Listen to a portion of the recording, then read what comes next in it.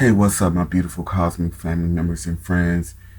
And it's that time that I share with you a few revelations that I've gotten as it relates to women and heart disease. And it's very critical and important that I talk about it, especially at this time when we look at everything that is going on in the world and the energetic shift that's going on. Many of us are very clear in that this is the time of the rise of the divine feminine, not just the feminine, but the divine feminine. There's a difference between feminine and divine feminine, just as there is a difference between masculine and divine masculine. Unfortunately, we've had thousands of years of masculine dominance on the planet, and there was no divinity in it, which is partly why we have the world that we have today, in conjunction to the suppression and the disrespect of the divine feminine.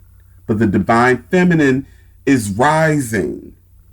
And because this is rising, those who are biological females who have this energy in the most abundance, when we talk about the divine feminine next to the earth herself, has to be more cognizant of what they are opening their hearts to. Before I get a little deeper into this, let me read a little something by way of the American Heart Association. And it says, facts about heart disease in women. Did you know what causes heart disease in women? What about the survival rate, or whether women of all ethnicities share the same risk? The fact is, heart disease is the number one killer of women, causing 1 in 3 deaths each year. That's approximately 1 woman every minute. But it doesn't affect all women alike, and the warning signs for women aren't the same in men. What's more, these facts only begin to scratch the surface. There are several misconceptions about heart disease in women, and they could be putting you at risk. The American Heart Association's Go Red for Women movement advocates for more research and swifter action for women's heart health for this reason. In this section, we will arm you with the facts and dispel some myths, because the truth can no longer be ignored. I'm going to put the link from this in the video description and in the comments section.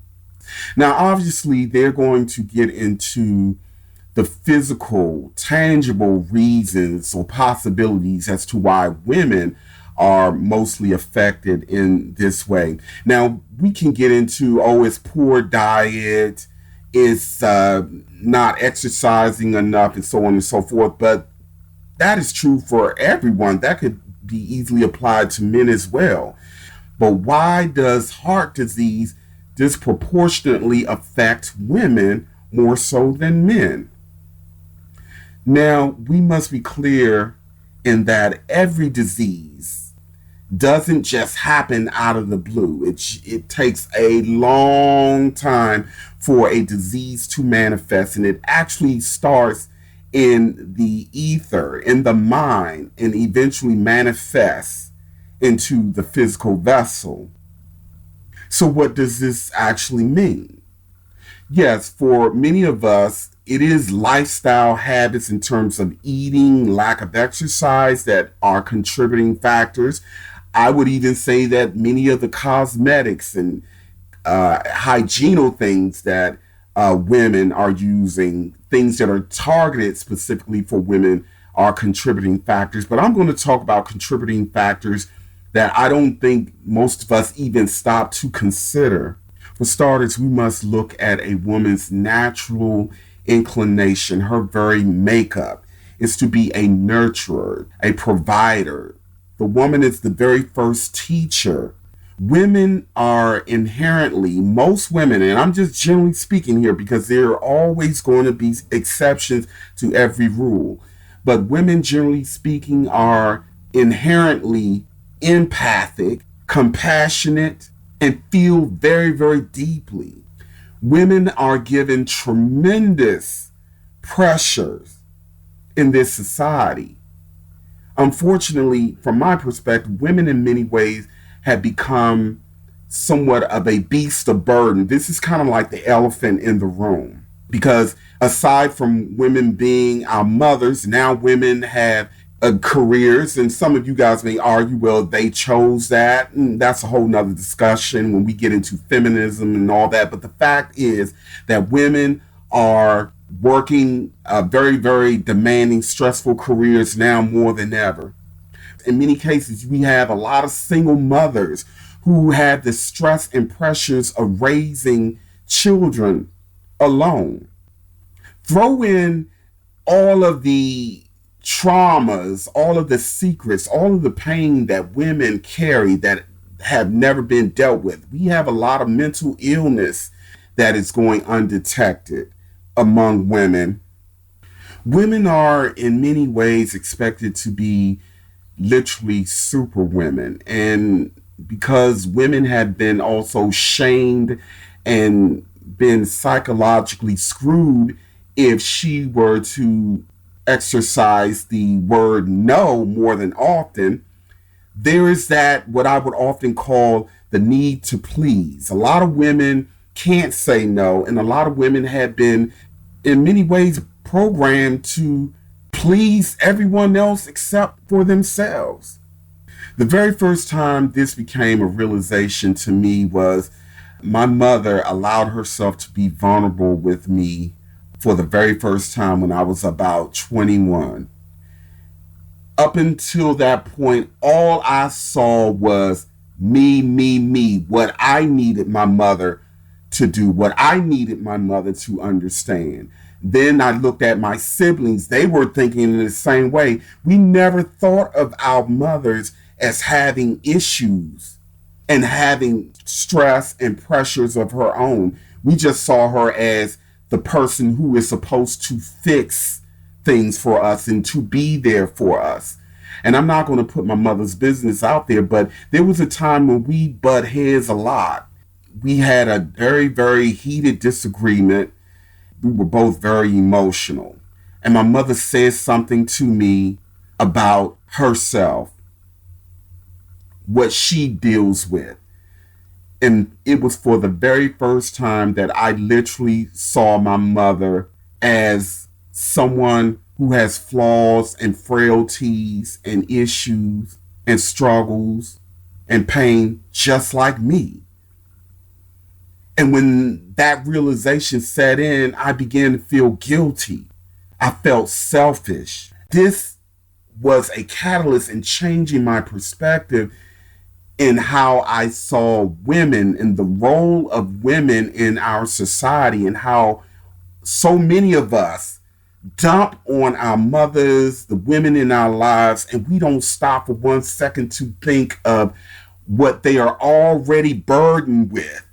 And it was like, my goodness, to think of all the times that I probably aided to breaking my mother's heart. I literally thought this. So when I looked at this situation as my mother carrying heartache from a lifetime of her stuff, and then the things that we unconsciously added to it, we meaning her children, and then life in general, and then being in a racist society, because my mother would often come home and talk about the racism she would deal with on the job, the constant tearing and gnawing of a person's self-esteem alone and value and self-worth, which we all can relate to that to some degree, is heartbreaking enough. But then when we bring our stuff to the table and the pressures that women deal with on a daily basis, being brokenhearted and hurt from relationships with men, it goes on and on and on. So psychologically, mentally, and spiritually, we cannot deny the long-term damage that this could do to a woman's heart, because a woman is most vulnerable in the area of the heart. So how can we not see how our actions are contributing? And it's not that we're bad people, and it's not that we're intentionally doing it. It's just that I think we just don't stop and think about women in general, the stress and the pressures that women deal with, the constant heartache, one worry after another, what that does and what that is doing. Now, let me give you the other side of how this kind of disease is causing destruction. Now I see more and more women putting up extreme protection around their heart to the point of being cold and malicious. We then attack them for doing the best that they have to work with to protect their hearts. Of course, there are a lot of women out there who are acting out of order, but there's a reason for that. No one just wakes up and say, oh, I'm going to be evil and demonic and hostile and nasty and mean. And black women, and I hate using that word black because I know we are greater than that, but for the sake of this conversation, I'm going to say black women. Black women get hit with this particular designation more than anyone. And of course, when we remove our emotions and look at it objectively, how can we not see why? Black women are constantly getting messages that she's not good enough, she's ugly, she's inferior, she got the general society bashing her for her unique makeup, and now we have all of these males, her counterpart, who's supposed to uplift her and support her, bashing her. Everything that comes along with being a black woman is very, very, very stressful and burdensome to the soul, to the spirit, and ultimately to the mind. And there is no coincidence that within the group of women, black women lead in heart disease.